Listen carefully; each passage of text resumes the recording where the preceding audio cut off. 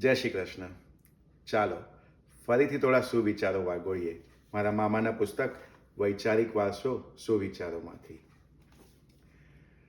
કોઈને ડર છે કે ઈશ્વર જુએ છે, તો કોઈને વિશ્વાસ છે કે ઈશ્વર જુએ છે. પ્રેમ, સન્માન અને અપમાન આ ત્રણેય એક પ્રકારનું રોકાણ છે.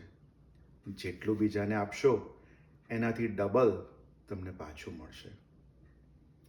જે વ્યક્તિ ધીરજ ધરી શકે એ વ્યક્તિ ધાર્યું કરી શકે. દીવાનું પોતાનું કોઈ ઘર નથી હોતું, પરંતુ જ્યાં મૂકો ને ત્યાં અજવાળું કરી દે છે. દુનિયાના આ 4 સ્થાન જે ક્યારેય ભરાતા નથી: સમુદ્ર, સ્મશાન, ઈચ્છાનો ઘડો અને માણસનું મન. ટીકા કરવી બહુ સહેલી છે, પરંતુ ટેકો કરવો બહુ અઘરો છે. કોઈનું દુઃખ જોઈને તમને પણ દુઃખ થાય ને તો સમજી લેવાનું કે તમારા આત્મામાં પરમાત્મા બિરાજમાન છે.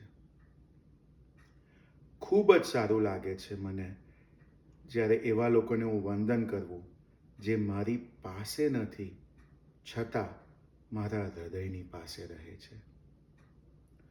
કોઈએ પૂછ્યું, ગુસ્સો શું છે? બીજાની ભૂલની સજા પોતાને આપવી એટલે ગુસ્સો. જેના થકી આખું ઘર મહેકતું રહે તે લાગણીની વેલ એટલે પત્ની. અને એ લાગણીની વેલ જે વૃક્ષને વીંટળાયેલી હોય, એ અડીખમ ઊભેલો વૃક્ષ જે તાપ સહન કરે, છાંયડો આપે, તે પતિ. અને જે વેલ ઉપર જે પુષ્પ ખીલે તે દીકરી. અને વૃક્ષ ઉપર જે ફળ થાય તે દીકરો. બસ આનું નામ જ પરિવાર.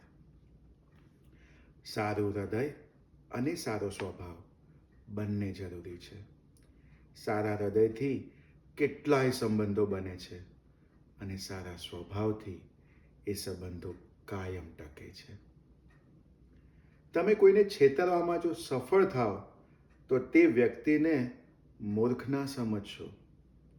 એમ સમજજો કે તમારી લાયકાત કરતાં વધારે વિશ્વાસ એને તમારામાં મૂક્યો.